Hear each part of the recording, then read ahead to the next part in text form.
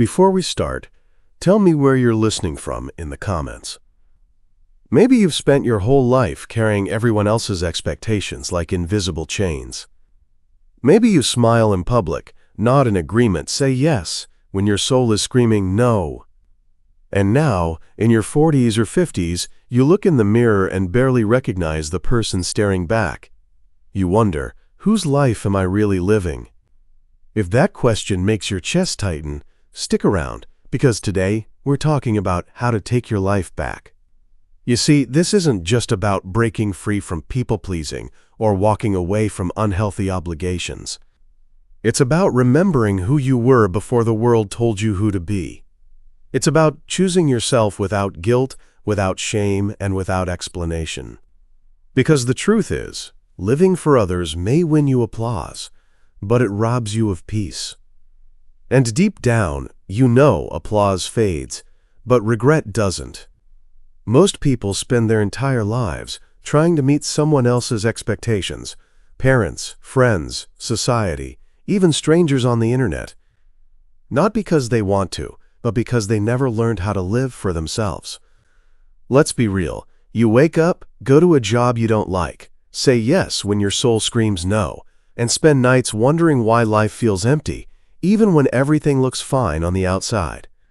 You're not broken. You're just stuck in a life built on approval. But what if I told you that you could walk away from that cycle today? This is not a fluffy motivational talk. It's a roadmap to unlearning the lies you've been told about success, worth, and what it means to be good enough.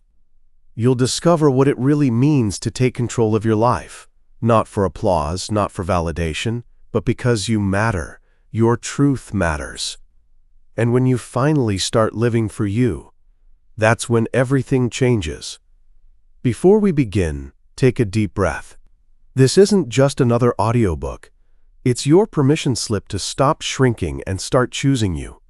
So settle in. Let's rebuild your life from the inside out. Chapter 1. The Cost of Living for Everyone Else. Why saying yes feels safer, but slowly destroys you. Have you ever said yes and immediately felt that twinge in your gut, the one that whispers, you didn't want to do that? But you still smile, nod, and convince yourself it was the right thing. Maybe you didn't want to disappoint someone. Maybe you feared they'd think you were difficult. Maybe you were just too exhausted to explain yourself, so you said yes to keep the peace. It feels easier, doesn't it? Safer, even. Like if you just keep agreeing, keep showing up, keep being dependable, then everything will stay calm. No tension, no awkward conversations, no guilt. But what if I told you that every one of those yeses, the ones you give out of fear, obligation, or habit, is slowly eroding you from the inside out? See, saying yes when you really want to say no seems harmless, one favor here, one skipped boundary there. But over time, you begin to lose the ability to hear your own voice. It gets quieter with each compromise, and eventually, it's not just your time you're giving away. It's your energy, your clarity, your identity. You wake up one day realizing your calendar is filled with things for everyone but you. Your emotions start to feel dull, distant, like you're living your life on mute, and you wonder, when did I stop being me? The truth is, saying yes gives us an illusion of control. If I say yes, they'll like me. If I say yes, there won't be a conflict. If I say yes, I won't feel guilty. But what we're really doing is trading short-term comfort for long-term resentment. We avoid the awkwardness now only to carry the emotional weight of it for days, weeks, sometimes even years. And let's be real, that safety we think we're creating, it's not real safety. It's a cage made of people-pleasing, where the price of peace is your own freedom. The most dangerous part? You start to believe this is just who you are. The reliable one. The one who's always there. The one who never complains.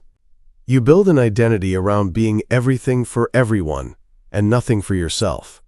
And that's where the slow destruction happens. Not with one big explosion, but with every quiet moment you betray your needs for someone else's comfort. But here's the wild part. The moment you say no, not out of rebellion, but out of self-respect, you start to remember who you are. It's shaky at first, uncomfortable. People might not like it. They might push back. But your soul? It exhales. It whispers, finally. That first no might feel like a risk, but it's actually the beginning of real safety. The kind that comes from knowing you can trust yourself to protect your own well-being. You don't have to be available for everyone all the time. You don't have to save everyone from disappointment. You don't have to explain yourself to earn space in this world. You just have to start choosing you. Not every time, not perfectly, just more often than you did yesterday. And if you're still here, still listening, it means part of you is ready. Ready to trade false safety for true alignment. Ready to say no. Not out of coldness, but out of love. For your time, your energy, your future. So the next time your gut says no, but your mouth starts to say yes, pause. Ask yourself, am I choosing peace or just postponing a storm? Stick around, because in the next part, we're going to explore the hidden patterns that make people-pleasing feel like love, and how to finally break free from them. The silent burnout, when you're always fine but not okay. You know that moment when someone asks, "How are you?" and without thinking you say, "I'm fine." You're not lying exactly, but you're not telling the truth either, because deep down, you're not fine. You're exhausted, numb, worn out in a way that sleep doesn't fix. But you've gotten so good at functioning through the fog that even you start believing your own answer. That's the thing about silent burnout.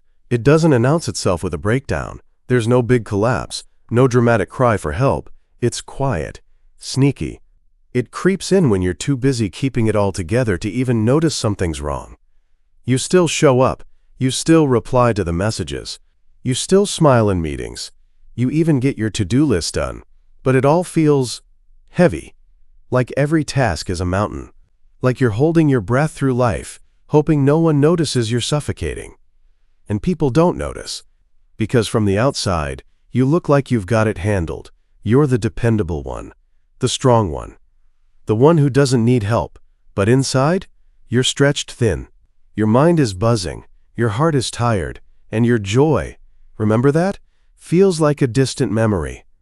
Silent burnout doesn't look like crying in the bathroom stall or quitting your job in a blaze. It looks like staring at your phone with no energy to respond. It looks like feeling emotionally flat during moments that should make you feel alive. It looks like dreading Monday on a Friday night. It's pretending you're okay because you don't want to be a burden, because everyone else seems to be struggling too, and you think, what right do I have to complain? So instead, you just keep pushing, hoping that if you can just get through this week, next week will be better. But next week comes, and the fog stays. And here's what nobody tells you. Burnout isn't just about doing too much. It's about giving too much of yourself without getting refueled. It's emotional overdrive. It's saying yes when you want to say no. It's putting your own needs at the bottom of a very long list, hoping you'll eventually make your way back to you. But here's the hard truth. You won't, not unless you stop and acknowledge what's happening.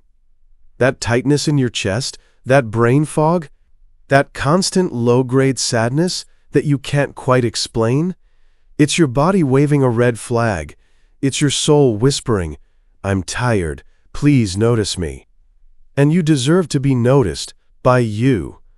Not because you're weak, not because you're broken, but because you're human. And humans burn out when they pour and pour and pour without ever being filled. So if you've been silently suffering, if you've been feeling fine but not okay, this is your invitation to pause, to ask yourself, not just how you're doing, but how you're really doing. Maybe it's time to rest without guilt, to reclaim small moments of peace, to stop proving your worth through performance, and start honoring your value through presence. You don't have to fall apart to be allowed to rest. You don't need permission to take care of yourself. But if you're waiting for a sign, consider this it. There's nothing weak about needing a break. There's nothing selfish about saying, "I need help." There's nothing shameful about admitting you're not okay. What's dangerous is pretending forever that you are. Stick around, because up next, we're going to talk about simple but powerful ways to reconnect with yourself when burnout's taken the wheel. You don't have to stay stuck in the silent struggle.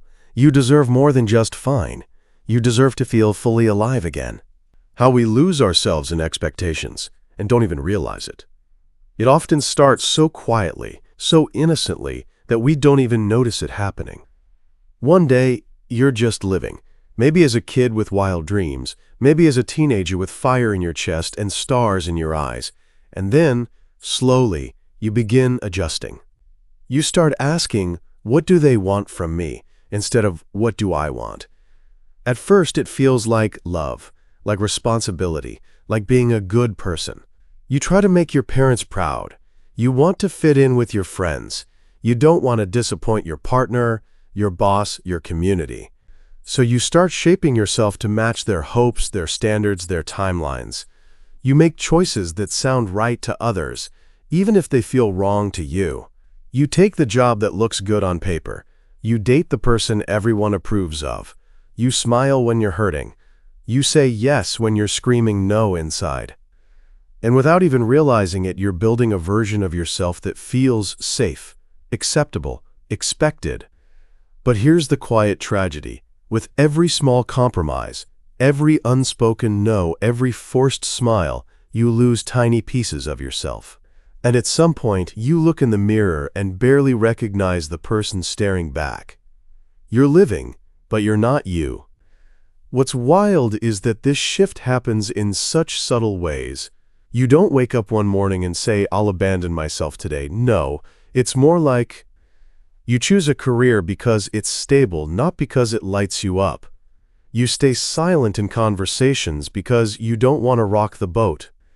You bury your passions because they don't fit the image others have for you.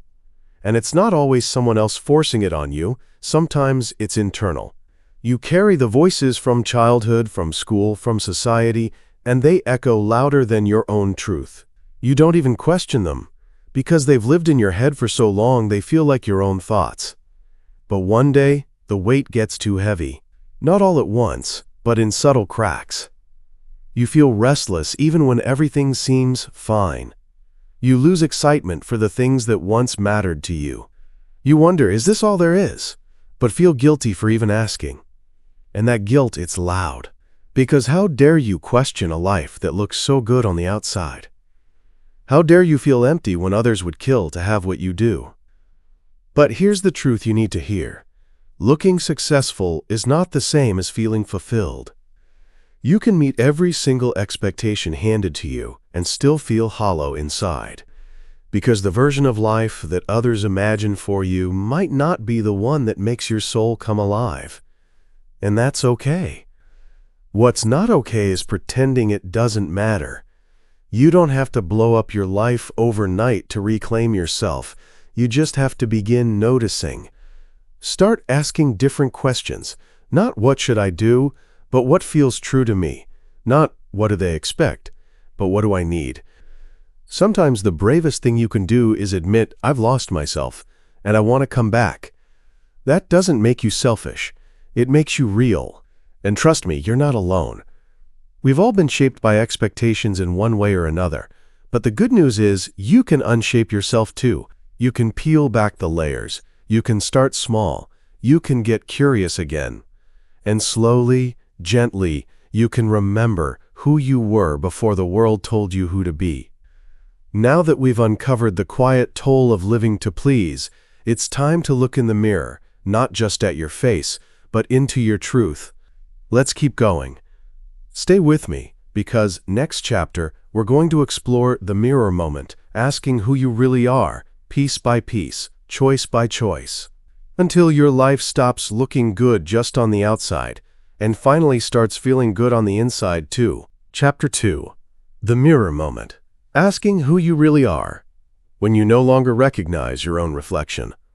Have you ever caught a glimpse of yourself in the mirror and paused? Not just to fix your hair or adjust your shirt, but to really look. And then, for a second, maybe longer, you don't recognize the person staring back at you. It's eerie, unsettling, like seeing a stranger who somehow wears your face. Maybe you smile, but it feels like muscle memory. Maybe your eyes look tired in a way you don't want to admit. Or maybe it's something deeper, like you've drifted so far from who you used to be, who you meant to be, that even your reflection feels unfamiliar. And the scary part? You're not even sure when it happened. You didn't just wake up one morning lost. No, it happened gradually, in the quiet trade-offs, in the late nights you stayed silent to avoid conflict, in the dreams you shelved because it's not the right time, in the versions of you that were easier for others to accept. You used to laugh without overthinking. You had quirks that made you, you. There were things that lit you up, maybe painting, dancing, writing, dreaming big without apologizing for it. But somewhere along the line, life got loud. Demands piled up, expectations tightened, and your true self started shrinking just to fit the mold. You got good at being what everyone needed you to be. Responsible, polite, reliable. But were you still you? That's the question that hits hard. Because losing touch with yourself doesn't always come with dramatic warning signs. Sometimes it just shows up in little ways. You stop sharing your real thoughts in conversations.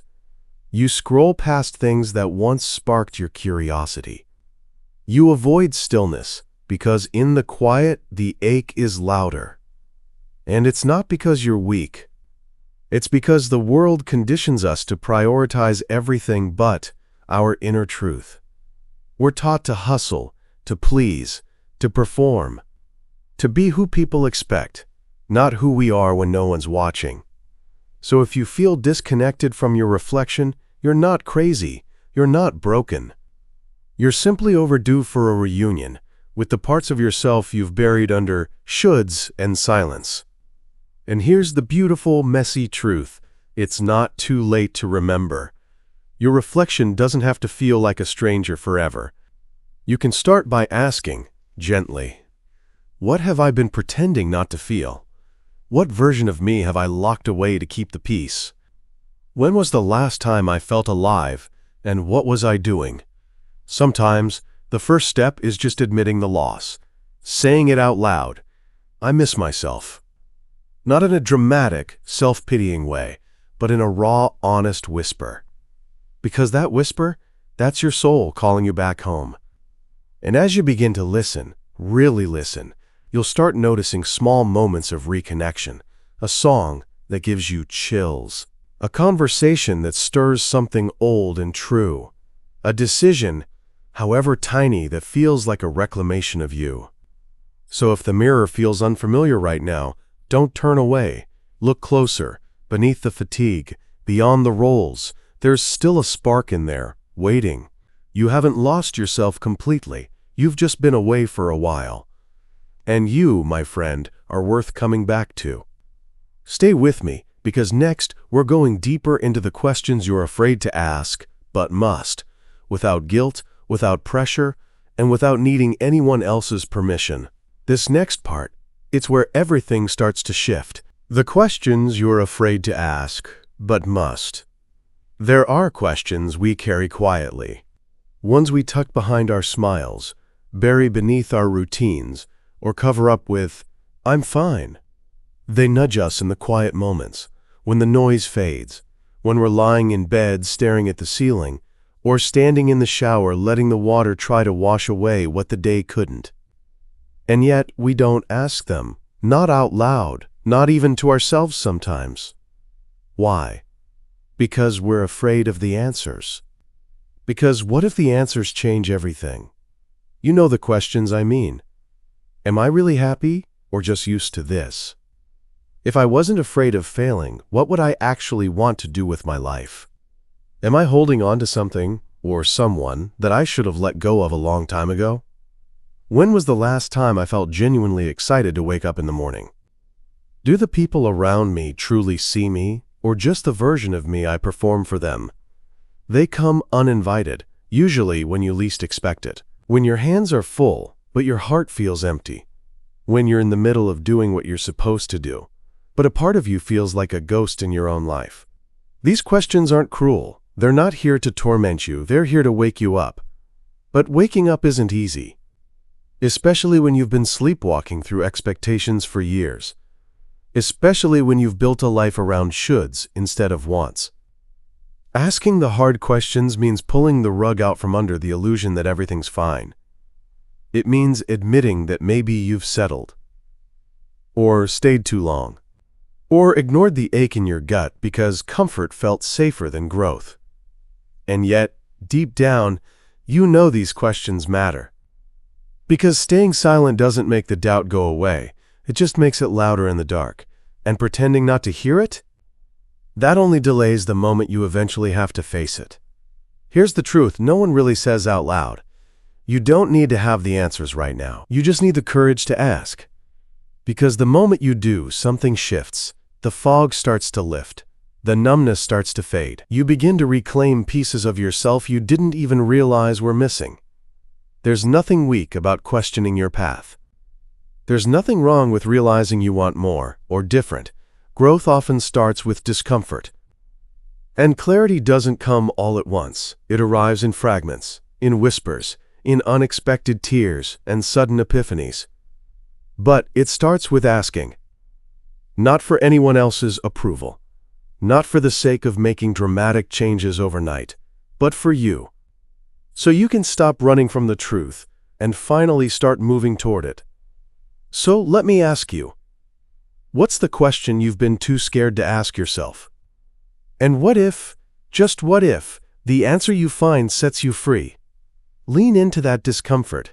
That's where your truth lives. And on the other side of it, a life that feels less like a performance and more like you. Stay with me, because next, we're going deeper into waking up from the life you built on autopilot. You don't want to miss it. Waking up from the life you built on autopilot. Ever felt like you're living your life with the volume turned down? Like you're moving through the motions, checking boxes, showing up, doing all the things. But somewhere deep down, you can't shake this hollow feeling? Not sadness exactly, but a quiet ache, like something's missing. That's what it feels like to live on autopilot. You wake up, you do what's expected. You smile when you should. You answer emails, you scroll, you nod. You say I'm good, even when you're not really sure what good means anymore. The days blur. The weeks fly. And one day, you catch yourself thinking, how did I get here? When did my life start running without me fully in it? It doesn't happen overnight. Autopilot creeps in subtly. Maybe it started when you chose the safe job instead of the bold dream, or when you said yes to something that didn't light you up, but made sense. Maybe it was a slow accumulation of compromises, of just for nows that turned into forevers. You didn't mean to disconnect, but slowly you stopped asking big questions. You stopped checking in with your soul. And somewhere along the way, you, the real, messy, passionate, curious, wild-hearted you, got pushed into the background. Until something stirs. Maybe it's a breakdown, or a burnout. Maybe it's just a quiet afternoon when you realize you don't recognize the person in your own reflection. Maybe a book hits you, a song, a stranger's story, or maybe nothing happens at all, but you wake up one morning with this undeniable sense that something needs to change. That's not a crisis. That's an awakening. It's your soul tapping you on the shoulder saying, hey, I miss you. And here's the beautiful, terrifying truth. You don't have to keep living a life that fits everyone but you. You're allowed to pause, to reevaluate, to ask, is this what I want, or just what I've gotten used to? Waking up from autopilot doesn't mean throwing your life away. It means starting to live it on purpose.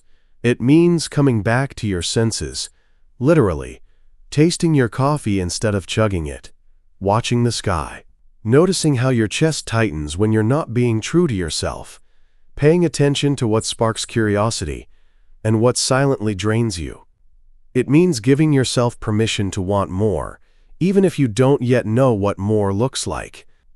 It means showing up, not just to your obligations, but to your aliveness. to the parts of you that dream, that wonder, that feel deeply, to the version of you that maybe got buried beneath routine and responsibility. And yeah, it's scary. It's vulnerable to admit that the life you've built isn't quite you. But it's also the first step toward a life that is. So if you're feeling that nudge, that restless whisper that says something's off, don't ignore it. You're not broken, you're just waking up. And the life that's waiting for you on the other side of that awakening? It's more real, more vibrant, and more yours than anything you've settled for. Keep going. The path back to yourself is always worth it. Sometimes the hardest questions are the ones we've avoided the longest, but once they're asked, you can never go back to living blind. Ready to reclaim your voice? Let's do it together. Chapter 3. Reclaiming your voice without burning bridges. How to set boundaries without feeling like a monster. You know that sinking feeling in your stomach when you're about to say no to someone you care about? That weird guilt that creeps in even when you know you're stretched too thin already? It's like your heart is screaming for space, but your mouth is already saying, "Sure, I can do that." That's the moment. That uncomfortable, guilt-soaked second where a boundary could change your life. But instead, we shrink. We say yes when we want to scream no. We over-explain. We apologize. We overcompensate. And afterward, we feel drained, resentful, invisible. Because here's the truth no one tells you when you grow up. Learning to protect your peace will make people uncomfortable.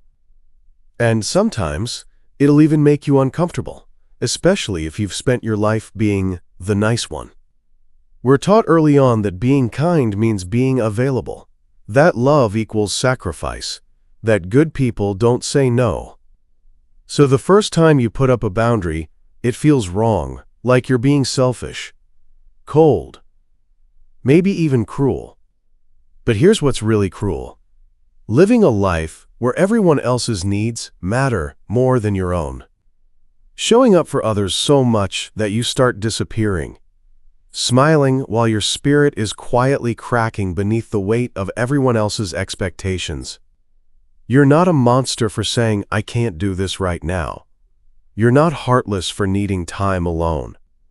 You're not wrong for refusing to explain yourself every single time you choose you.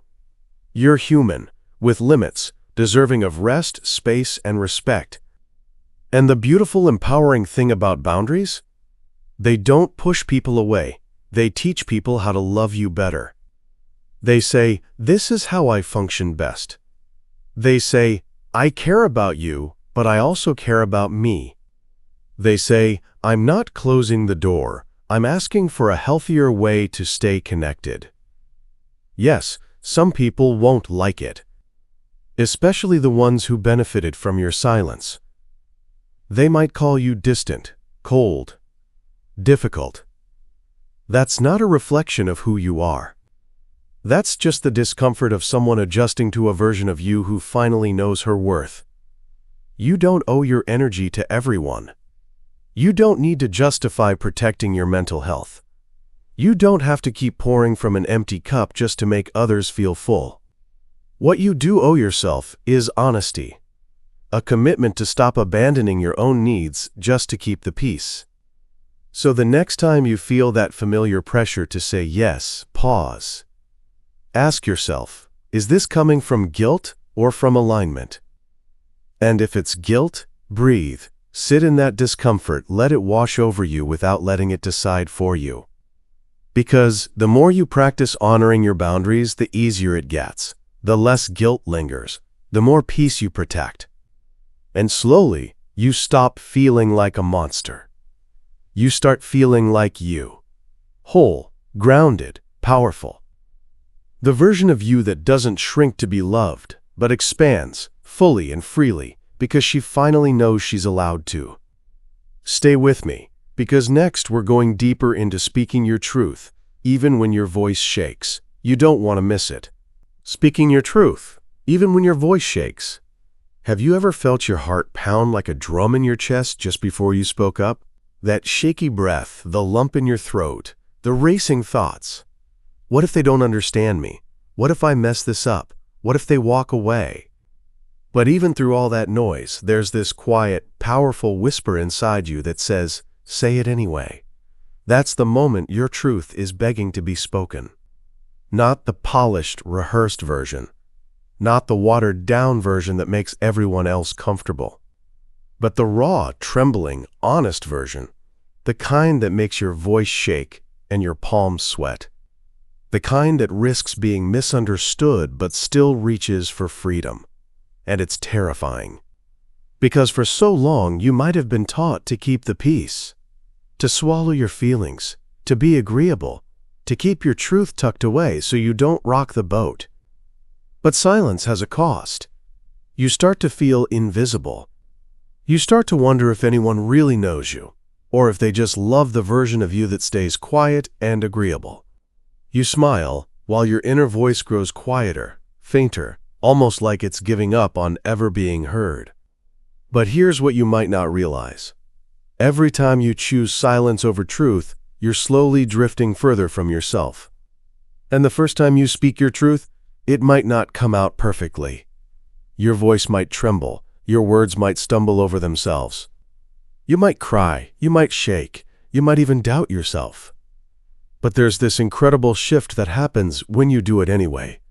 You begin to feel lighter because truth always feels like exhaling after holding your breath for too long. You start to reclaim pieces of yourself that you thought you lost. The parts that learned to hide, the parts that stopped dreaming, the parts that were waiting for you to show up and say, this is who I am. And no, not everyone will get it. Some people will be uncomfortable with your honesty, especially if they were more comfortable with your silence. But those aren't your people. The right people? They'll lean in. They'll listen. They'll say, thank you for trusting me with this. And you'll realize that your truth, no matter how messy or shaky, is worth sharing. Because the truth isn't just about telling others how you feel. It's about telling yourself that your feelings matter, that your story is valid, that you deserve to take up space exactly as you are, not after you fix yourself, not when it's more convenient, but right now. So the next time your voice starts to shake, don't see it as weakness. See it as courage announcing itself. Because every brave soul you admire, the authors, the leaders, the healers, the changemakers, they all started somewhere. With one honest sentence. With one trembling truth. With one moment where fear didn't win. And that same strength lives in you. You don't need to have it all figured out. You just need to start. Speak your truth, even if it's whispered, even if your hands tremble. Because that's how you come home to yourself. One word at a time. Stay with me, because next we're going deeper into why people may resist your change, and why that's okay. You don't want to miss it. Why people may resist your change, and why that's okay. Have you ever decided to grow, to heal, to start showing up differently, and instead of cheers or support, you were met with confusion, silence, or even pushback? You finally start setting boundaries. You say no to things that drain you. You choose peace over people-pleasing. You begin honoring your voice after years of silencing it. And yet, someone close to you rolls their eyes. They say you've changed, and not in a good way. They ask what's gotten into you. They miss the old you. The one who said yes without thinking. The one who didn't challenge the dynamic. The one who kept the peace, even when it was costing you your sanity. It's disorienting, isn't it? You're doing this for your health, your clarity, your survival. But suddenly, it feels like you're the villain in someone else's story. But here's what most people don't talk about. Change, especially internal growth, threatens the stability of relationships that were built on who you used to be. You see, people get used to the version of you that makes them comfortable. The easygoing one.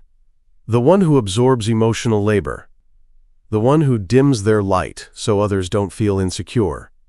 The one who says yes, even when it hurts. So when you start shifting, even in the most loving and authentic way, It can make others feel like they're losing control. They might not say it out loud, but deep down they wonder, if you change, what does that mean for me? What does that mean for us? Sometimes your healing reveals where others haven't started theirs. Sometimes your courage exposes someone else's fear. And that's not your fault, and it's not your job to fix. You're not responsible for how others respond to your growth. You're only responsible for staying true to your why. You're not here to live on repeat for the comfort of others.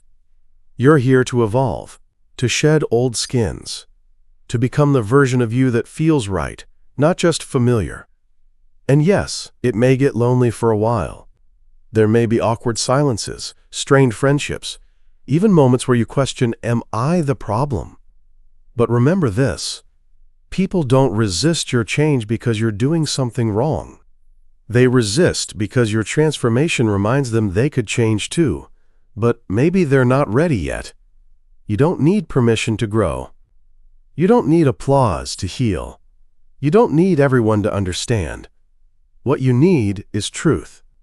And if that truth leads you to peace, to alignment, to becoming more you, then it's worth the discomfort.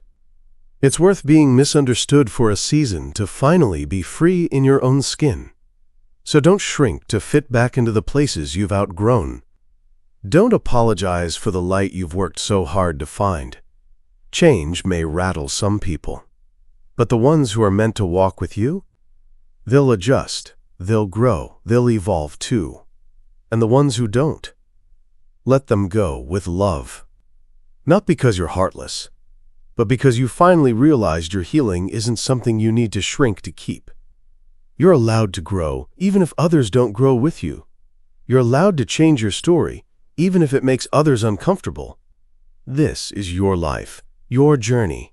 And the ones who truly love you will learn to love the whole you, not just the parts that kept them comfortable. You don't have to burn it all down to build something new, but you do have to stand tall in your truth. Next, let's talk about choosing yourself without guilt. Chapter 4. Choosing yourself without guilt. Making decisions based on your peace, not their approval. Have you ever made a decision that felt so right deep in your soul, only to second-guess it the moment someone raised an eyebrow? Maybe it was saying no to a job that looked perfect on paper but didn't feel like you. Maybe it was leaving a relationship that everyone else said was fine, but you knew in your gut it was draining your light. Or maybe it was something small, like choosing a quiet night at home instead of showing up to a gathering where you'd have to fake smiles all night long. And yet, as soon as you followed your peace, that voice crept in. Will they think I'm selfish? What if they don't understand? What if I disappoint them? It's wild, isn't it? How we can feel a deep sense of calm about a decision and still wrestle with guilt because someone might not approve.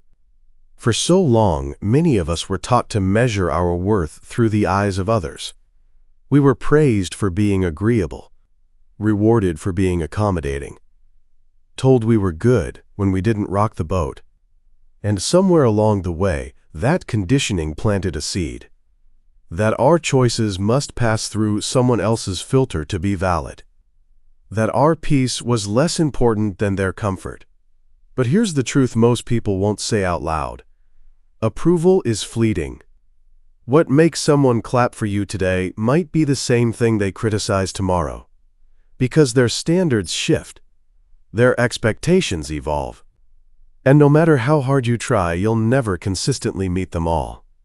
But peace? Peace is yours. It doesn't shout. It doesn't demand. It doesn't ask you to perform. It simply feels right, like your soul is finally exhaling. And the more you start making decisions from that place, not from fear, not from pressure, not from a desire to be liked, but from peace, the more aligned your life becomes. You start choosing friendships that feel nurturing, not draining.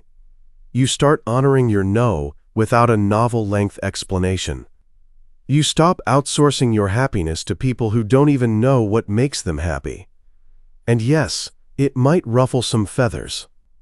Some people will notice that you're no longer so quick to say yes. They might call you distant. They might question your motives, because they're used to a version of you that sacrificed your peace for their comfort. But that version of you? It was never sustainable. It smiled through burnout. It nodded while silently aching. It performed when all it wanted was rest. So here's the invitation. Before you make that next decision, pause. Ask yourself, does this bring me peace? Not, will they approve? Not, will this make everyone happy? But can I live with this and feel aligned with who I'm becoming? Because you weren't born to be a mirror reflecting everyone else's desires. You were born to be a compass, to follow your truth, to honor your rhythm, to choose your peace, even if it's misunderstood. In the end, the people who truly love you won't need explanations. They'll see the calm in your spirit, the glow in your eyes, the steady way you carry yourself now. And they'll know you chose you. And that is something worth applauding, even if no one else claps. Stay tuned. Next, we go into how to stop apologizing for your growth. It's getting more interesting, right? How to stop apologizing for your growth. Ever catch yourself saying sorry for something that really didn't need an apology? Like, sorry I've been distant, I've just been focusing on myself lately. Or, sorry I didn't respond sooner, I needed some space to think. Or even, sorry I'm not the same person I used to be. Why do we do that? Why do we shrink our growth down to something we feel guilty for? Here's the thing. Growth isn't always comfortable. Not for you. And definitely not for the people around you. When you start changing, when you start setting boundaries, speaking your truth, showing up as your full, honest self, it can throw people off. Especially the ones who are used to the version of you that didn't take up too much space. They'll say things like, "You've changed. You're not like you used to be. You think you're better now?" And you know what's wild?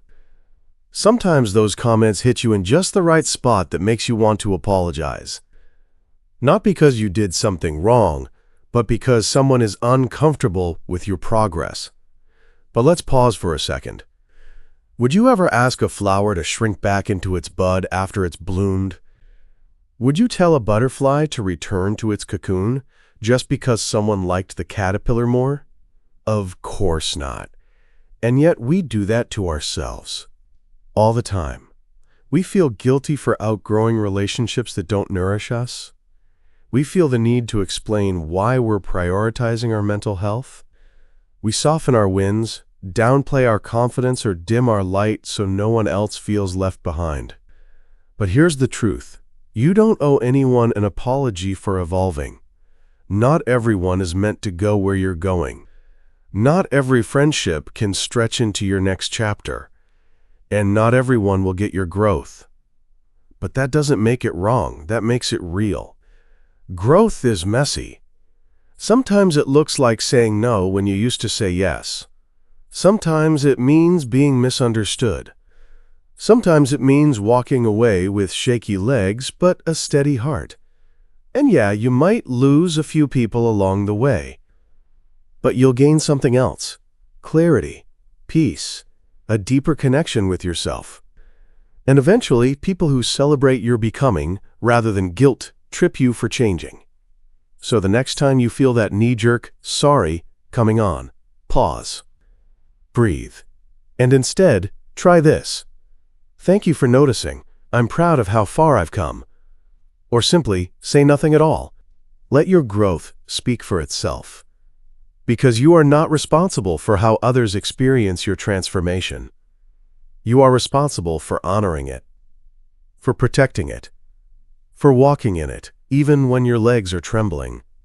And if someone can't celebrate the version of you that's doing the work, setting the boundaries, chasing the healing, that's not your cue to apologize. That's your sign to keep going. You're not too much. You're becoming exactly who you were always meant to be. And that deserves a round of applause, not an apology. Stay with me, because next, we're going deeper into rewriting the rules you were raised with. You don't want to miss it. Rewriting the rules you were raised with. You ever stop and think about the invisible rules you've been following your whole life? Like, don't speak unless spoken to. Be nice, even when it hurts. Put others first, always. Success looks like this. Love looks like that. Happiness? Earn it. We don't really choose these rules, do we? They're passed down like family recipes, served to us at dinner tables, reinforced in classrooms, whispered in the way people praised us when we were good and quiet and selfless. And over time, they start to feel like law, like truth, like identity. But then something shifts. Maybe it's burnout. Maybe it's a breakup. Maybe it's waking up one day and realizing you're living a life that checks all the boxes but still feels off. And that's when the questions creep in. Who wrote these rules I'm living by? Do they still fit the person I'm becoming? Were they ever even mine to begin with? It can feel disorienting, like realizing the script you've been acting out your whole life was written by someone else. And now you're standing center stage with the pen in your hand for the first time, unsure of what to write. Here's the wild part. Rewriting those rules feels terrifying. Because the old ones, as limiting as they were safe. Familiar. They kept the peace, kept you liked, kept you in your place. But they also kept you small. So when you start challenging them, when you say, "No, I don't have to earn rest. I don't need to be everything for everyone. It's okay to say no and not explain myself," it shakes the ground you've walked on for years. People might push back. Family might not understand. You might even second-guess yourself every step of the way. Because, let's be real, it's one thing to break a rule. It's another thing entirely to rewrite it, with your name at the top. But that's how healing starts. Not in big, dramatic moments, but in the quiet, stubborn acts of choosing yourself again and again. It looks like standing up for your boundaries, even when your voice trembles. It looks like allowing joy without guilt. It looks like unlearning shame that was never yours to carry in the first place. And slowly, your life starts to feel lighter, more aligned. Less like performance, more like truth. You start to parent yourself with compassion, not punishment. You start to define success on your terms. You start to realize you're not broken. You were just trying to thrive in a rulebook that was never written with you in mind.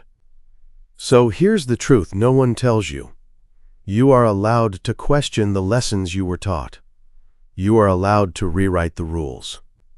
You are allowed to outgrow the blueprint handed to you and build something entirely your own. Because this is your life. And the pen? It's always been in your hands. Maybe no one ever gave you permission to change the script, but guess what? You don't need permission, only courage, and maybe a little bit of rebellion. So go ahead. Cross out the lines that never made sense.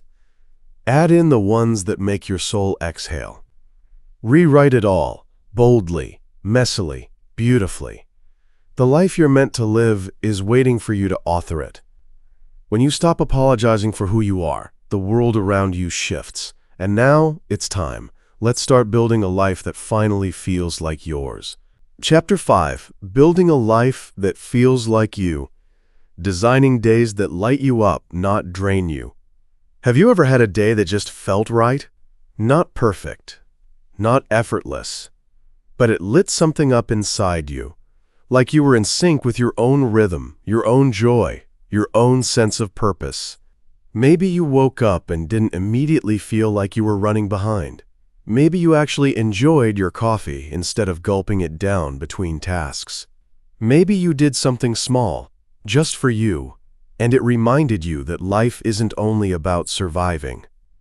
Now compare that to the kind of day most of us are used to, the ones that blur together. You wake up already anxious. You check your phone, and your energy drains before your feet hit the floor. You move from one obligation to the next, squeezing yourself into boxes you never chose, giving pieces of yourself to everyone else, and by nightfall, you're too numb to even ask, "What do I need?" We normalize this. We call it being responsible. We wear it like a badge, being busy, being available, being productive. But deep down, we know something's off. Because when every day ends with exhaustion and detachment, we're not actually living, we're just running on fumes. So what if you started designing your days differently? Not in some Pinterest-perfect, aesthetically curated way. I'm talking about building days that feel true to you, where your calendar reflects your values, not just your obligations, where you leave space, not just for rest, but for joy, for curiosity, for the weird, beautiful human parts of you that often get pushed to the side. It could be as simple as starting your morning with music that makes you feel something, or taking 5 minutes to breathe before diving into the chaos. Maybe it's choosing one thing to say no to today, not because you're selfish, but because you're finally learning how to protect your energy. Or maybe it's carving out time for that project, that walk, that phone call, that book, whatever reminds you that you're still in there. You don't have to overhaul your entire life overnight. That's not sustainable. But small shifts, those can be revolutionary. Because when you start living in alignment with what fuels you, you don't just get more done, you become more you. Clearer, calmer, more grounded. People around you will feel it too. Your presence starts to change. Your decisions carry more intention. Your yes begins to mean something again, because it's not coming from guilt or fear, but from clarity. And sure, some people won't understand at first. They're used to the overextended, always available version of you. But here's the truth. You don't owe anyone a version of yourself that leaves you drained. You owe yourself a life that feels alive. So the next time you feel like you're drowning in obligations, ask yourself, what would a day look like if it were designed to light me up, not wear me out? You might be surprised at the answer. And once you get a taste of that kind of day, even just once, it becomes a blueprint, a quiet, powerful reminder that your life belongs to you. And that's not selfish. That's sacred. Purpose over performance. Living with intention. Let's be honest. Most of us have been performing for so long, we barely notice it anymore. We measure our worth by how productive we are, how well we meet expectations, how polished we appear on the outside. We chase achievements like gold stars, convincing ourselves that if we just do more, be more, prove more, we'll finally feel like we're enough. But have you ever hit a milestone, got the job, nailed the project, checked off the to-do list, and still felt hollow, like you were winning at a game you didn't even choose to play? That's the thing about performance. It can be addictive. You get praise, approval, applause sometimes. But when the room goes quiet, when the lights are off, when it's just you and your thoughts, does it feel meaningful? Or does it feel like you're just running laps for an invisible audience? That's where purpose comes in. Purpose isn't loud. It doesn't demand attention. It's that quiet voice inside you, the one that whispers, "This matters." It's not about being impressive. It's about being intentional. Doing things not because they look good, but because they feel right. Saying yes not to please, but because it aligns with your values. Saying no not out of rebellion, but out of deep respect for your energy. Living with intention doesn't mean quitting your job, moving to the mountains, and meditating under a tree, unless that's your thing. It means waking up and choosing to live on purpose. It means asking hard questions. Why am I doing this? Who am I doing it for? What actually matters to me? And being brave enough to follow the answers, even if they lead you off the beaten path. Sometimes it looks like slowing down when everyone else is speeding up. Sometimes it means starting over, letting go of titles and trophies that no longer reflect who you are. And sometimes it's as simple as pausing in the middle of your day and asking, does this feel like me? Or am I just trying to be what they expect? You don't have to get it perfect. You don't have to have it all figured out. Living with intention is messy and sometimes uncomfortable. But it's real, and it's freeing. Because when you start choosing purpose over performance, you stop outsourcing your worth. You stop needing to be on all the time. You start showing up as yourself, flawed, evolving, human, and that is more than enough. So if you've been feeling tired, not just physically, but soul tired, it might not be because you're doing too much. It might be because you're doing things that don't align with your truth. And maybe, just maybe, it's time to stop performing and start living. Not for the applause, but for the peace, for the clarity, for the kind of quiet joy that doesn't need an audience to feel real. And when you live from that place, intentionally, purposefully, everything starts to change, not all at once, but deeply, authentically, and in ways that finally feel like home. Stay with me, because next, we're going deeper into what pride in your life really looks like. It's not what you think. You don't want to miss it. What pride in your life really looks like, it's not what you think. You know what's funny? When we hear the word pride, we often imagine the highlight reel moments. The graduation photos, the promotion announcements, the perfect Instagram posts with polished smiles and clever captions. We think of standing on a stage, receiving applause, of people clapping for something big we've done. That's the kind of pride the world teaches us to chase. Loud, obvious, camera ready. But the real kind of pride, the kind that actually matters, is much quieter. It happens in the tiny, uncelebrated corners of your life. It's not always about achieving something big. Sometimes, it's just about becoming someone real. Real pride looks like getting out of bed on a morning when your heart feels heavy but you show up for yourself anyway. It looks like setting a boundary that was terrifying to speak aloud, but doing it anyway, even with shaky hands and a lump in your throat. It looks like choosing healing over bitterness, even when revenge might have felt easier in the moment.